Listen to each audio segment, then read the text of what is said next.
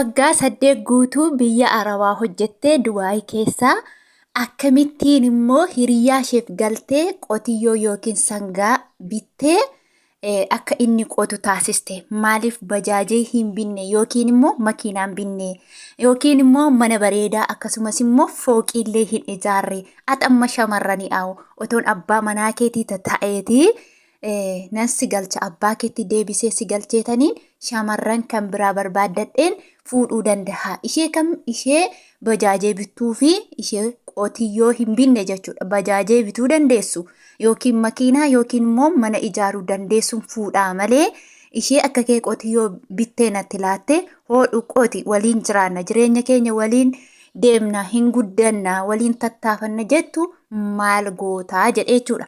Obbola hiriyaatu hiriyaa mari'ate jechuudha. Hiriyaa isaatti himate haati manaa kiyya qotiyyoo naa bittee akkasii jedhee itti himate jechuudha. Nagaan daganne obboleewwan kiyya nagaa waaqayyo isiniif haa baay'atu. Hordoftootaa fi jaallatamtoota kabajamtoota kiyya akkasumallee immoo obboleewwan amantaa biraa taatanillee nagaan lafaaf bakka jirtan isiniif haa ta'u isiniin jechuun jaaladha. Egaa har'ammoo jechuudha.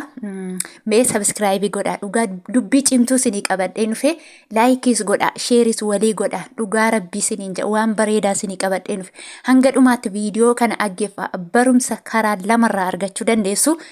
Tokkoffaa kan irraa argattan shamarri biyya Arabaa maal akka taate ni bartu. Lammaffaa immoo ganama yeroo kaatanii madaamii keessaniif maal akka qursii hojjetanillee asumaan barattu waan laman isin barsiisa jechuudha. Egaa hordoftootaa fi jaallatamtoota kiyya dhugaa dubbachuuf tiktookii irratti waan ta'e argeetaniini sinitti dhufe jechuudha. Obboleessi tokko Yemen jiraata. Yemen keessaa hojjetata akkuma nama tokko biyyaa ba'ee nam fooyya'aa nan hojjetadha jedheet biyya Yemen keessatti jijjiiramuudhaaf hojjetaa jira jechuudha. Obboleettiin tokko immoo Dubaay deemtee waggaa 8 hojjettee jirti jechuudha. Egaa online Facebook boyfriendii beektu mitiire ishee Facebookii wal baran kanaa Facebookii wal baratan ijoolleen kun lamaan isheen Dubaay hojjettuu fi inni Yemenii hojjetu jechuudha. Yeroo kana maaltu ta'eeree yoo jettanii jarri kun wal jaalatanii waggaa baay'ee wal janataa turan galgala ta'anii akkuma nuti galgala qusur jennee teenye janachaa bullu jechuudha. Janachaa wal buluu jechuudha jarri kun lamaan. Amma biyyi ormaa nu geessii galla gara biyya abbaa keenyaa jedhanii waliin wal mari'atanii jechuudha. Taratii miti dhugaa waaqayyoo taratii miti sirra dhugaa isinitti maa jira. Wal mari'atanii yeroo gara biyyaa galanii lama ta'anii jechuudha. Egaa namni tokko gaafa biyya Arabaa deemanii waggaa ishiin lakkoofte biyya Arabaa sana waggaa meeqa buchoo hayi lubbu waggaa meeqa ejjette turte erga biyya Arabaa deemte hangam fixeetta lubbu yoo ati waggaa tokkoon fixe yoo jetta bareedaadha dedduubatti deebi'a dhiirri. Yoo ati immoo waggaa 5 ol yoo ati himatte waaw namatti tola dhugaa homaan jettu kaa yoo so'atoo homaan jettu kaan taa siin jedha kaa dhugaa gooftaa yeroo kana gaa janaan ittuma ho'iti jaa gaafa ati waggaa takkittee jettu immoo hayi rakkoon qabu wal dubbisna obboleetti anis obboleessa keetti siin jettu sokka jechuudha. Icciitii baastan jedhiina isa dhugaan siniin jedha namoota baay'ee bira jira kun waanuma argitanidha dhugaa dhiira hundas miti asirratti waan asinii jechuu barbaadu dhiira hunda miti. Dhiirri jira. Dhiirri gantuuf dhiirri yartuun immoo hayi obboleetti bakka jabaadhu gaasiin jedha jechuudha. Gaafa ati waggaa 8 waggaa 5 6 gaafa ati himattu immoo buchoo lubbuu abjuunsi argaan bule bar dhugaa rabbii ani jaalalli sirraa na qabe ani onneen kee akkamitti na dhahachaa bulte akkana na ta'aa bulte dhugaa dubbachuuf ani bakka innatti bareedda. Shamarran hundarra natti bareedda siin jedha jechuudha. Ati ittiin bareedne hin beekta mitiire maaliif akkasitti bareedde hin beekta. Akkatti hojjettanii maallaqa fiddanis ni beektu jechuudha. Innaa ijoolleen kun lamaan jechuudha wal mari'atanii gara biyyaa galani. Gaafa gara biyyaa galanii innis Yemen hojjechaa tureera. Isheenis immoo Dubaay waggaa 8 hojjetteetti jechuudha. Yeroo kanatti maaltu ta'eeree yoo jettanii gallee gaa'ila dhaabbannaa hanga yoomii onlaayinii irra teenyeetiin jaalala keenya onlaayinii qilleensa irratti finnaa. Kanaafuu jaalala keenya dhugoomsuudhaaf gallee maatii keenya waliin wal barannee jiruuf jireenya keenya galmaan ga'anna waliin ejjennee waliin guddanna hanga yoomii biyya ormaa jiraanna jedhanii wal mari'atanii inni kun Yemen irraa galee isheen immoo Dubaay irraa galtee jechuudha. Egaa piroosesiin xiqqoo jirti mitiiree isheenis gara maatii ishee galtee innillee gara maatii isaa galee jechuudha. Yeroo booda wal gaggaafatanii maatiin walitti deddeeme wal iyyafatanii egaa waggaa 8 waan ijjettee fi isheen wagguma 8 guutuu kana waanuma maallaqa walitti xaraqqamtee doolaara meeqa guurtee galte itti fakkaata jechuudha. Inna ofiisaa waan godhe takkallee hin qabu. Mul'ata takkallee hin qabu. Garuu ishiin immoo gaafa galan sana bakka bajaajee hin binnaa. Bajaajee binneetu galtee ati bajaajee ni ooftaa. Anuma waama tokko ni jedhaa waliin jireenya keenya mijeeffannaa jedhaniiti kan galan. Yeroo galan egaa akkuma beektanii dhugaa dubbachuuf yeroo hedduu waan hundi namaa jalaa miliqti yeroo galanii waciin namatti baay'ata. Firatu dhufee nama dubbisaa. Waa hedduutu nama ilaallata jechuudha. Waanni hundi mataa namaarra ta'a. Namoonni galtanii beektan ni jirtu.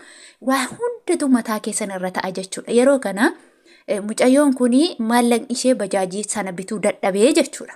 Isinii gali waggaa 8 ejjette maallaqni ishee bajaajee bituu dadhabe. Gaafa bajaajee bituu dadhabu maalaa gooture qotiyyoo 2 bitte jechuudha. Gindii tokko jechuudha. Isinii galee amma gaa hin beektu abee maal beekta jechuu dandeessu gindii tokko jechuudha. Gindii tokko bittee hodhu nuuf qoti jettee itti kennite. Har'a qotiyyoon tokko yookiin sangaan tokko jechuudha birrii Itoophiyaa 40,000 yookiin immoo 35,000 jechuudha. Yoo gadi rakasaa ta'e 35,000 jechuudha. Qotiyyoon 2 gaa walumaa galatti 80,000 jedhaa qabadha. Gadaa baduyyuu harakasuyyuu jechuudha. 80,000 inniyyuu yoo baadiyyaa irraa ta'e malee qotiyyoon hanga 100,000 ni jira garuu qonnaaf 40,000 too gadi bunnee qotiyyoo 2 jechuun 80,000 jechuudha. 80,000 irratti meeqa jirare? Qonyeen jira, harkistuun jira, babatteen jira, gindiin jira, maarashaan jira, hudhaan jira, waan baay'eetu jira. Warreen kun hundumti isaanii meeshaaleen qonnaa kunillee maallaqa barbaadu jechuudha. Walumaa galatti 100,000 ol fixxee jechuudha. Gindii, qambarrii, hudhaa, babattee maqaansaa loloosoo jettan sana loloosoo kana jechuudha. Kana qabatee gara 100,000 fixxee mucaan kash goote gindii itti laatte jechuudha. Yeroo itti laattu aqee hiriyyaa isaatti anoonan salphadhee jedhe maal taatee jennaan isheenoo bajaajee siin bita galinaan jettee kaateetu qotiyyoo bittee natti laattee jedhe. Innaa hiriyyaan immoo maal jedhare otoon si ta'ee nan gadhiisaa malee otoon si ta'e geessee warra isheetti ishee galcha malee niitii mayyuun godhadhu kana. Akka abbaa isheetiitiin qotiyyoo bittee sitti laatti qotisiin jette akka gabareetti jedhe jechuudha. Asirratti waan jechuu barbaade dhugaa dubbachuuf siniin jedha. Namni tokko jechuudha. Namichi kun otoo ishee gashee mucayyoon kun waan miidhamtu moo waan hin miidhamne isinitti fakkaata? Mee komitii jala kaa'aa kanarratti garuu akka yaada kiyyatti jechuudha. Otoo ishee gashee jechuudha. Kan cabee hafu isumadha. 100,000 miti. Shamarreen har'a jechuudha. Shamarran biyya Arabaa deemte qaaliidha jechuudha. Ofumaafu duwwaan isheeyyuu jechuudha. Birrii malee. Duwwaa ishee kana shamarran biyya Arabaa otoo galtee nama damma arraabaa bulu jechuudha. Dhugaa siniin jedhe dhugaa waaqaan siniin jedha. Maaliif yoo jettan shamarran biyya Arabaa ogeettiidha. Qulqullina isheen ni eeggatti. Waa hedduu barteetti. Shamarran biyya Arabaa obsani beekti. Ni dabarfatti. Ni dandeessi. Ni gooti. Tolchuus balleessuu waa hedduu baratteetti jechuudha. Jireenya bareechuus dandeessi. Jireenya balleessuus illee hin dandeessi jechuudha. Inna namni tokko injineera biyya keessatti barachuurra biyya Arabaa dhaqee waggaa tokko hojjechuutu irra leenji caalu akka mataa kootti dhugaa dubbachuuf. Hangam baradheerra ani mataa koo hangam baradheerra dhugaa waaqayyoo hangam biyya Arabaa dhufe irra waa baree jechuudha.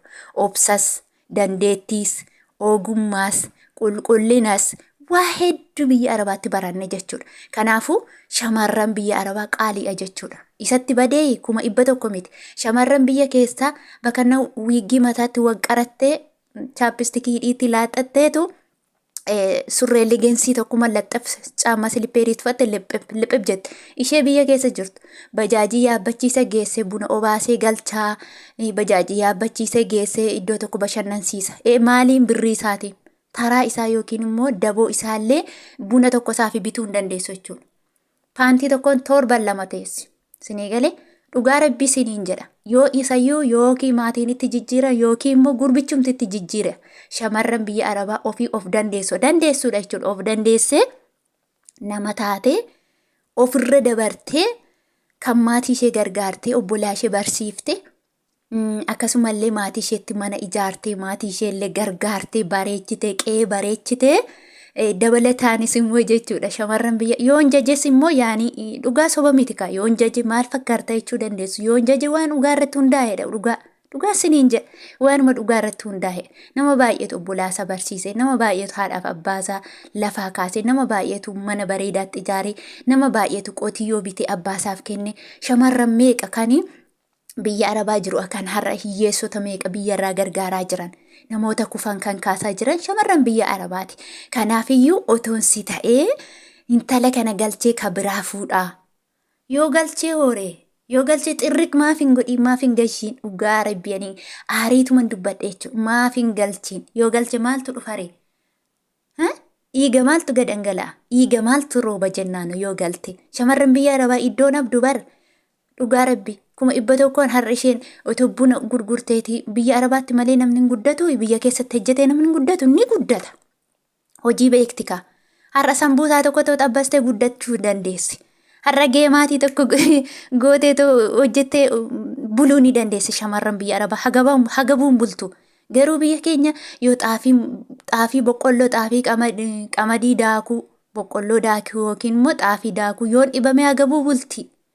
Ani akaayii nyaadhaa itti garuu shamarran biyya Arabaa ruuziyyuu kan laaxatti daaktee biddeen gooteef tolchitee nyaattee bultee jechuudha. Dhugaa rabbii waan ishee dhibu hin jiru. Ogummaa qabdi, dandeettii qabdi. Hojjennee jirra miti kun waan namaayyuu ejjenna miti. Kan keenya wallaallaare. Kanaafiyyuu maammadoon ilaalcha akkasii shamarran biyya Arabaaf qabdanii dhugaa dubbachuuf hin gowwoomina. Hin gowwoomina. Kun akkanatti nyaanna qasqasham goonee madaamiif laannee ofii keenya yoo achumaan lamarraa fudhanna dhugaan siniin jedha.